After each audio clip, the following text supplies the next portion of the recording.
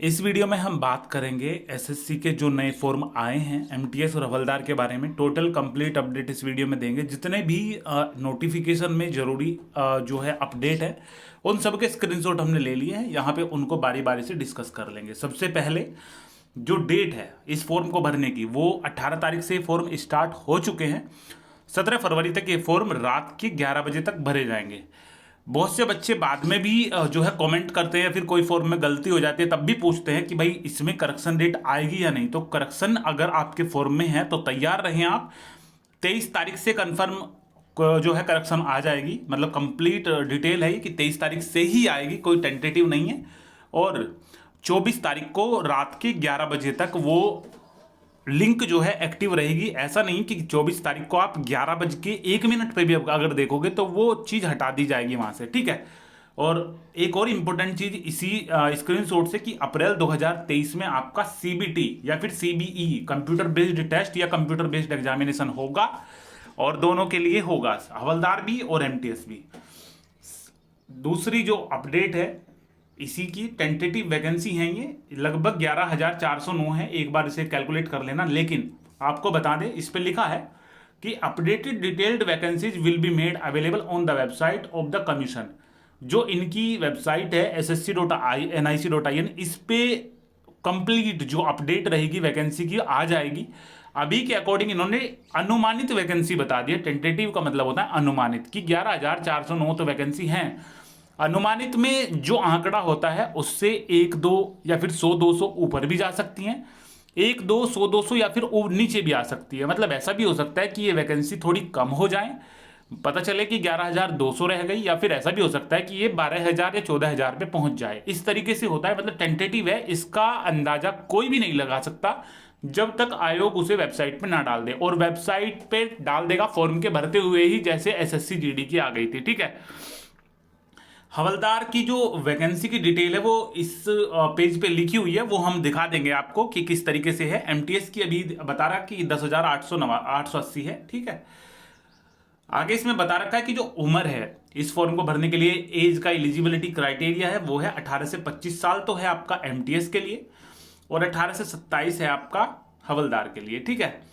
अभी इसमें बता रखा है कि भाई आपका जो जन्म है, नोट बोर्न बिफोर, आपका जो जन्म है 2/1/98 से पहले का ना हो और 1/1/2005 के बाद का ना हो, ठीक है।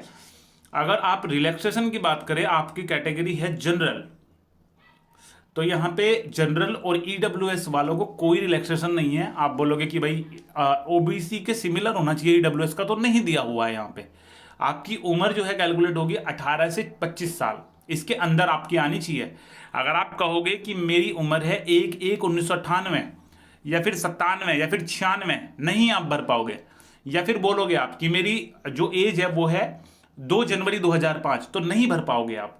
3 जनवरी 2005, 6, 7, 8, 9, 10 नहीं भर पाओगे, ठीक है। तो इनकी आपकी उम्र इनके बीच में होनी चाहिए। लेकिन अगर आपका रिलैक्सेशन चाहिए, मान के चलो हम एज रिलैक्सेशन देखते हैं, इनका 5 साल का है। अब इनमें अगर हम चेक करें रिलैक्सेशन ऊपर वाले में, तो इनकी जो एज रहेगी, अभी 98 है यहाँ पे, 98 में से 5 को माइनस कर दो तो 2/1/1993 ये आपकी एज रहेगी इनके लिए, ठीक है। बाकी जो दूसरी कैटेगरी है उसमें 95 हो जाएगा, 2/1/95, और ये सेम रहेगा, ये बदलेगा नहीं, क्योंकि इससे अगर आगे की तरफ बढ़ोगे तो 17 साल और 17 साल 11 महीने 30 दिन 28 दिन इस तरीके से आपको कैलकुलेट करनी पड़ेगी, ठीक है। तो एक चीज तो हो गई ये, तो एक के लिए ये हो गई 93 और एक के लिए हो गई ये 95, ठीक है। तो ये चीज हो गई। इसी तरीके से 18 से 27 साल को आप कैलकुलेट करोगे, ये रहेगी सेम, और ये 5 साल या 3 साल का रिलैक्सेशन जितना भी आपको मिल रहा है आप उसमें कैलकुलेट कर लोगे। 5 साल और 3 साल इनके लिए, सॉरी 3 साल है, हमने वहां पे 2 साल काउंट करी है, तो 3 साल है इनके लिए, ठीक है। तो ये भी आप चेक कर लेना आपका कैलकुलेट करके। अगर कोई भी दिक्कत हो कैलकुलेशन में तो कमेंट करना, या फिर हमें इंस्टाग्राम पे लिख देना, क्योंकि वहां पे हम एक्टिव होते रहते हैं। इसेंशियल एजुकेशन, जो आवश्यक आपके एजुकेशन है, क्वालिफिकेशन एज ऑन 17 फरवरी 2023, इसमें बता रखा है कि आपकी जो मैट्रिकुलेशन एग्जामिनेशन है, मतलब 10वीं की परीक्षा जो है या फिर उसके समकक्ष, वो हो ऑन और बिफोर, मतलब या तो इस तारीख को पास हो या फिर इससे पहले पास हो। अगर आपके पास मार्कशीट आती है जिसमें आपकी 18 फरवरी है या फिर उसके बाद की है तो वो मान्य नहीं होने की, इसमें ये चीज लिखी हुई है, ठीक है। तो अभी रिजल्ट आपका लेट आएगा, जब तक ये फॉर्म खत्म हो जाएंगे तो जो 10वीं वाले हैं उनको मौका मिलेगा अगली रिक्रूटमेंट में, ठीक है। तो ये चीज हो गई आपकी एक। इस पेज में नोटिफिकेशन दिया हुआ है फोटो के बारे में। वैसे फोटो के बारे में हम डेमो आगे दिखा देंगे कि किस तरीके का फोटो लगेगा, लेकिन एक बार से पढ़ लेते जो हाईलाइटेड पॉइंट है।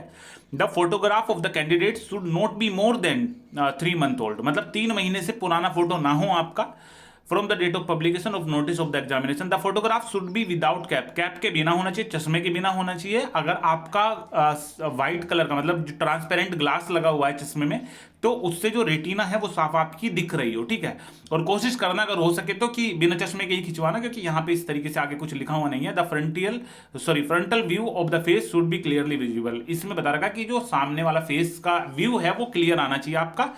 ऐसे मत करना कि फोन से सेल्फी लेके कर दिया, क्योंकि उसमें एक कंधा उठा हुआ दिखता है, एक जो ईज पोजीशन होती है वो आपकी नहीं आती है अगर कोई भाई नया फोटो खिंचवाएगा। रेड कलर का बैकग्राउंड बिल्कुल मत करना। हमने हर लगभग वीडियो में बताया कि रेड कलर के बैकग्राउंड से फोटो रिजेक्ट होने की संभावना होती है। वो मांगते हैं एक हल्का कलर बैकग्राउंड का, क्योंकि रेड कलर पहले चलता था जब आपके ऑफलाइन सब कुछ होता था तब वो चलता था, लेकिन अभी सब कंप्यूटराइज्ड है तो कंप्यूटर चाहता है कि आपके चेहरे पे फोकस करे ना कि बैक कलर पे। तो अगर कंप्यूटर पे जो है रेड कलर रहेगा तो कंप्यूटर का फोकस वहां से चेहरे से हटता है, ठीक है। हमने चीज आपको पहले भी बताई है। तो अगर आप नया फोटो खिंचवाओगे इस फॉर्म के लिए या फिर बाकी फॉर्म के लिए, तो 80% फोटो पे तो चेहरा रखना अपना, मतलब चेहरे को थोड़ा जूम करके दिखाया जाए। 80% पे चेहरा रखना, दोनों कान दिख रहे हो, दोनों कंधे ईज पोजीशन में हो, बैठ के एक स्टूल पे घुटने पे बैठ के जैसे पासपोर्ट साइज फोटो खींचता है, और पीछे का जो पर्दा है, पीछे का जो बैकग्राउंड कलर है वो व्हाइट रखना, ठीक है। ऐसा फोटो हर उस पे लग जाता है, लगभग मैक्सिमम फॉर्म पे ऐसा फोटो मांगते हैं, ठीक है। हर फॉर्म पे लिखा आता है कि भाई या तो आपका व्हाइट कलर हो या फिर हल्का कलर हो। तो व्हाइट कलर प्रेफरेंस सभी लगभग फॉर्म में दिया होता है, तो हम बच्चों को यही सलाह देते हैं कि आप व्हाइट कलर में फोटो खिंचवाएं और 80% चेहरा फोटो जो है चेहरे से कवर हो, ठीक है। ये चीज हो गई। इस हाईलाइटेड पॉइंट में सलाह दी जाती है तो कि कैंडिडेट अपने फॉर्म को लास्ट डेट से बहुत ज्यादा पहले सबमिट करा दे, इंतजार ना करें लास्ट डेट का, क्योंकि एसएससी जीडी में बहुत ज्यादा बवाल मचा है फिर इसकी वजह से, ठीक है। फीस इस फॉर्म में 100 रुपए दी है जनरल के लिए और ईडब्ल्यूएस के लिए, और बाकी उनकी फीस नहीं है। SC ST या फिर ईडब्ल्यूएस वालों की फीस उन कैंडिडेट की नहीं दी हुई है। Online fees can be paid by the candidates up to 19 February 23 hours, मतलब रात को 11 बजे तक ही फीस जमा होगी, ठीक है। तो ये चीज दिखा दिया। रिलैक्सेशन हमने आपको यहां पे बता दिया, SC ST और OBC का रिलैक्सेशन कितना कितना दिया हुआ है। जनरल और ईडब्ल्यूएस का कोई रिलैक्सेशन इसमें नहीं दिया हुआ। इसके अलावा जो विंडो है करेक्शन वाली वो 23 तारीख को खुल जाएगी, 23 फरवरी को, और 24 तारीख को रात के 11 बजे तक वो खुली रहेगी। वहां पे आप करेक्शन कर सकते हो। ये आपके एग्जाम सेंटर रहेंगे। इसमें रीजन दिखा रखा है, जैसे कि ये बिहार वाला रीजन है, बिहार और उत्तर प्रदेश का। इधर आपका दिल्ली वाला है रीजन। तो इसमें से आपको सेंटर छांटने के लिए आपको बता दें 3 सेंटर डलेंगे। 3 सेंटर के लिए पहला सेंटर, दूसरा सेंटर और तीसरा सेंटर इस तरीके से आएंगे आपके। देखो, पहला सेंटर, दूसरा सेंटर, तीसरा सेंटर, ये सब में दिखेगा। मतलब उत्तर प्रदेश और बिहार और या फिर दिल्ली या फिर जितने भी स्टेट है वो सब विजिबल होंगे पहले वाले में। लेकिन अगर आपने बिहार का कोई सेंटर चूज कर लिया, मान के चलो आगरा सेलेक्ट कर लिया, तो फिर सारे ऑप्शन गायब होकर सिर्फ आगरा के आएंगे। कुल मिला के इन तीनों में आपको किसी एक बॉक्स से डालने हैं तीनों सेंटर। ऐसा नहीं होने का कि एक आपने इसमें से छांट लिया और एक आपने दिल्ली वाले में से छांट लिया और एक आपने NWR में से, नॉर्थ वेस्टर्न सब रीजन में से छांट लिया। अगर आपने पहला सेंटर लगा दिया देहरादून, तो आपको बाकी के 2 सेंटर भी इसी से डालने पड़ेंगे, ना कि किसी दूसरे से, ठीक है। तो ये चीज है। इसके अलावा एग्जाम के बारे में बात कर ले हैं। The examination will consist of computer based examination, physical efficiency test और फिजिकल स्टैंडर्ड टेस्ट। मतलब यहां तक तो सबके लिए होगा। ये कंप्यूटर बेस्ड एग्जामिनेशन होगा आपका दोनों के लिए, MTS भी और हवलदार भी। लेकिन PET और PST ये बस हवलदार के लिए है, ये इनके लिए नहीं है आपका, MTS वालों के लिए नहीं है। MTS वालों के लिए सिर्फ पेपर इसमें होगा। आगे का 14.2 जो पॉइंट है इंपॉर्टेंट नहीं है, लेकिन इसके बारे में भी बता दें कि ये जो पेपर होता है एमटीएस का, ये 13 रीजनल लैंग्वेज में होता है। मतलब अगर आप यूपी से भर रहे हो तो यूपी की जो लैंग्वेज है वो है हिंदी, तो आपका जो पेपर है हिंदी और इंग्लिश में दिखेगा, मिलेगा देखने को। अगर आपकी बंगाल से है तो हिंदी और इंग्लिश और बंगाली में मिलेगा, असम से है तो असमी में मिलेगा इंग्लिश के साथ। तो उनकी रीजनल लैंग्वेज में पेपर होता है, तो इसलिए इसमें इस तरीके से दिखाया हुआ कि इसमें 13 रीजनल लैंग्वेज को भी शामिल किया गया है, जो इस प्रकार से हैं। कंप्यूटर बेस्ड एग्जामिनेशन जो है will be conducted in 2 sessions. 2 session में होगा कंप्यूटर बेस्ड टेस्ट, 2 सेशन में आपका होगा। सेशन 1 और सेशन 2 का उनको नाम दिया गया है, और बोथ सेशन जो है वो मैंडेटरी होंगे, मतलब दोनों सेशन आपको अटेम्प्ट करने अनिवार्य रहेंगे। Note attempting any session will disqualify the candidate. अगर आप एक सेशन को एक्सेप्ट करते हो, दूसरे को नहीं अटेम्प्ट करते हो, तो आपका जो है कैंडिडेचर डिस्क्वालीफाई कर दिया जाएगा, आपको निरस्त कर दिया जाएगा।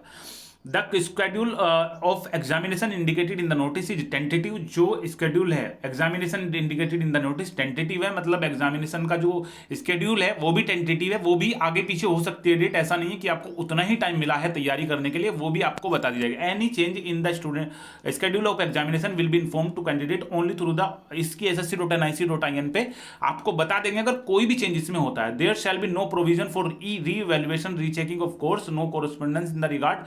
मतलब कोई भी आपका रिवैल्यूएशन के लिए इसमें कुछ भी नहीं रहने का। No there shall be no provision for reevaluation, मतलब पुनर्मूल्यांकन के लिए कोई भी प्रोविजन ऐसा इसमें नहीं है। ठीक है, आपका अभी इसमें देख लेते हैं। तो इसमें बता रखा है सेशन 1 में 2 इस तरीके से अटेम्प्ट होंगे, आपको मैथ और रीजनिंग होगा, 20-20 सवाल आएंगे, और एक सवाल 3 नंबर का होगा। इस तरीके से ये बनेंगे 60 नंबर, और ये 20 सवाल 3 नंबर का एक होगा, 60 नंबर मिलेंगे, 45 मिनट टोटल मिलेंगे, 45 मिनट मिलेंगे। ठीक है, और ये वाला जो सेकंड सेशन है इसमें आपके जनरल अवेयरनेस और इंग्लिश लैंग्वेज है, 25-25 जो है नंबर के हैं। और सॉरी ये मिनट दे रखा है इन्होंने इधर की तरफ, ये मिनट है, मतलब 20 मिनट का होगा, और टोटल होंगे आपके 60। ये नंबर ऑफ क्वेश्चंस आपके दे रखे हैं कि कितने नंबर ऑफ क्वेश्चंस रहेंगे, और ये उनके नंबर मार्क्स हैं कि एक क्वेश्चन अगर आपका 3 नंबर का है तो 20 क्वेश्चन आपके 60 नंबर के हो गए। इस तरीके से दिया हुआ है। ऐसे ही ये नंबर ऑफ क्वेश्चंस है कि 25 सवाल इसके आएंगे और 25 सवाल इसके, ये 50 सवाल हो गए, ये 40 सवाल हो गए। ठीक है, तो ये चीज इसमें दिया हुआ है। नीचे इसमें लिखा हुआ है कि computer based examination will consist of objective type multiple choice questions इसमें आएंगे। The question will be set in English, Hindi and other जो 13 रीजनल लैंग्वेज जो हमने अभी बताया कि इंग्लिश में तो रहेगा, और बाकी के जो आपकी रीजनल लैंग्वेज है उसमें वो देखने को मिलेगा। इसमें there will be no negative marking session 1 and second, इसमें कोई भी नेगेटिव मार्किंग नहीं रहेगी। और इसमें बता रखा there will be negative marking of 1 mark for each wrong answer. एक सवाल अगर आपका सही हुआ तो 3 नंबर मिलेंगे, अगर एक गलत हो गया तो 1 नंबर उसमें से कट जाएगा। ठीक है, तो इस तरीके से ये होगा। आगे इसमें लिखा हुआ है, ये दिया हुआ है परीक्षा का पैटर्न कि किस टॉपिक में से किस तरीके के जो है टाइटल जो है इंक्लूड करे गए हैं। इंडेक्स जो है वो दिया हुआ है, इसको आप यूट्यूब पर डाल के पढ़ाई कर सकते हो। जैसे कि मेरा न्यूमेरिकल मैथ एबिलिटी है, तो सिंपल इंटरेस्ट डालोगे तो आपको पूरे चैप्टर खुल जाएंगे। प्रॉफिट एंड लॉस डालोगे तो भी खुल जाएगा। यूट्यूब पे पढ़ोगे तो लिखना कि profit and loss for MTS paper, ठीक है, एमटीएस एग्जाम।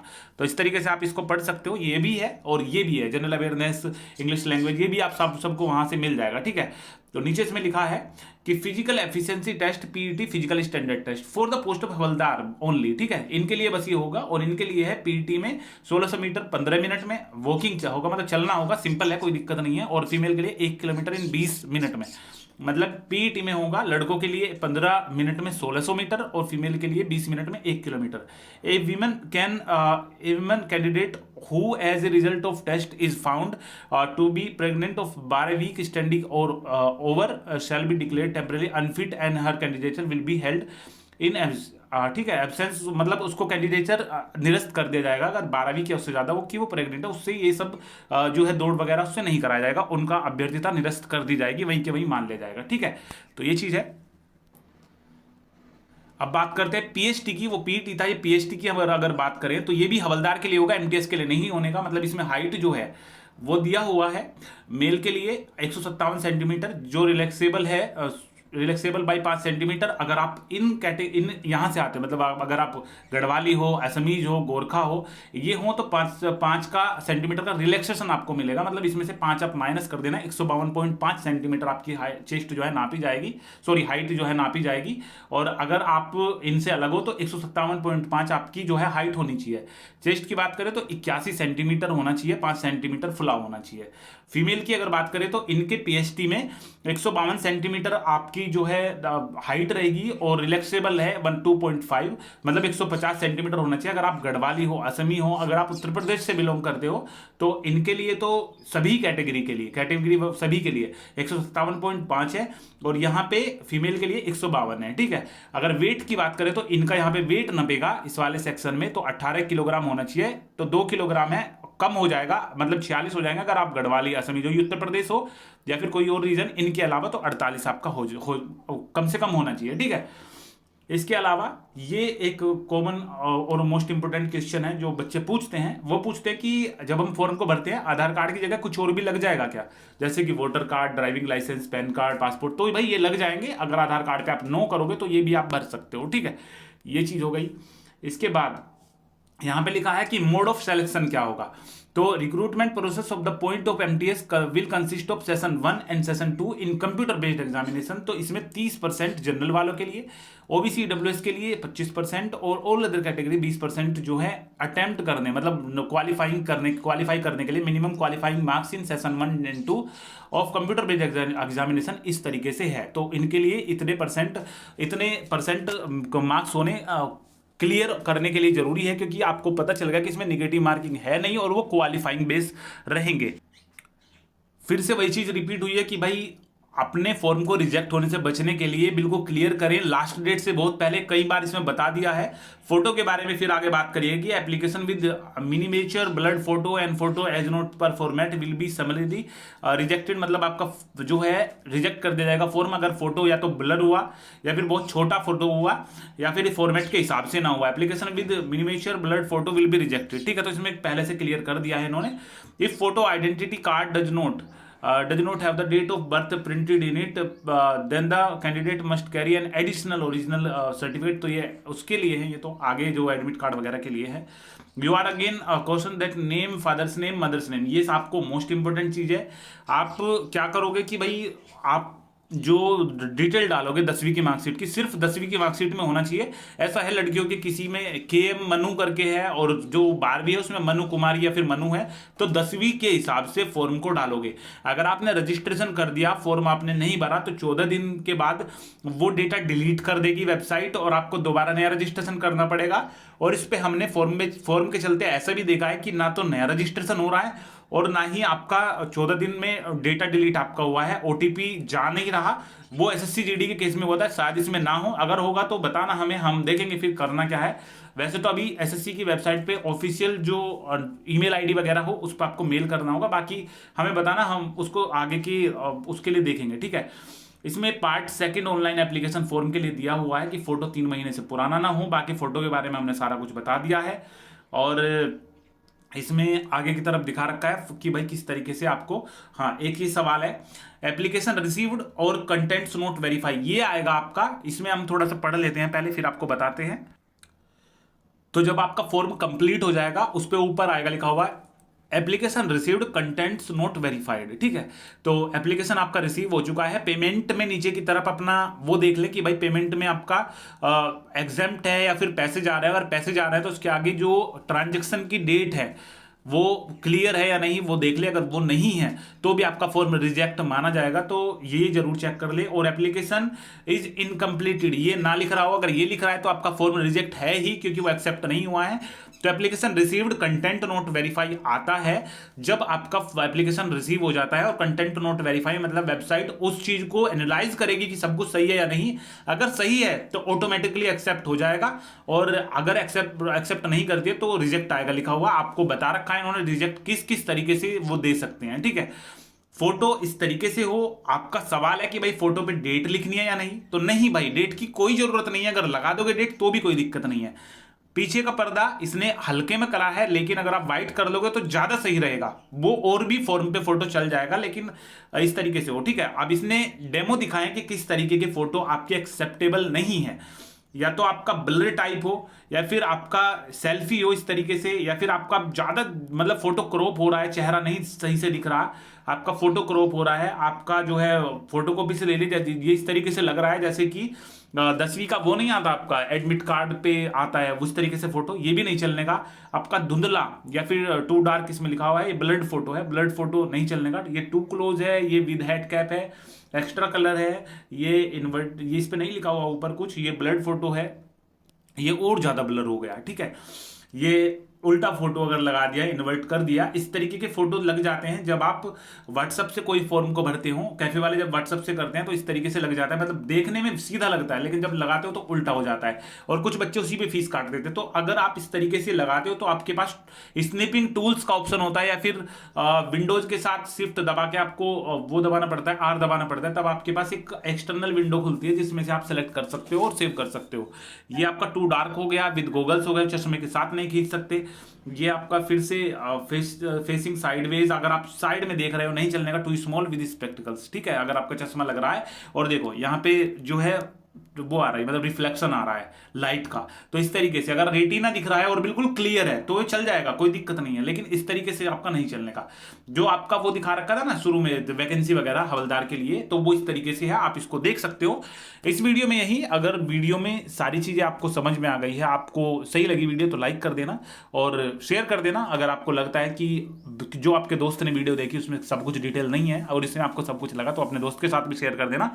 बाकी अगर आपका मतलब हमने पहली बार शायद ये वीडियो बनाई है, अगर आपको सही लगा कि भाई इस तरीके की वीडियो में और भी चाहिए तो हम आपको जरूर से बता देंगे। और जितने भी बच्चे हैं, अगर किसी को फॉर्म में कोई भी दिक्कत आती है तो इंस्टाग्राम की लिंक इस वीडियो में लिंक है, उन पे किसी पे भी आप मैसेज कर देना, स्क्रीनशॉट भेज देना, तो हम आपकी हेल्प कर देंगे, ठीक है। तो इसी वीडियो में ही, बाकी ख्याल रखिए अपना, जल्दी से भर देना जितना जल्दी हो सके। पूरी जनवरी है आपके पास, फरवरी का इंतजार मत करना कि भाई फरवरी है, तो आपके पास अभी कम से कम 10-12 दिन इसमें है जनवरी में, तो इसी में इसको निपटा देना, ठीक है, क्योंकि बाद में साइड भी चलेगी, कोई फायदा नहीं है, ठीक।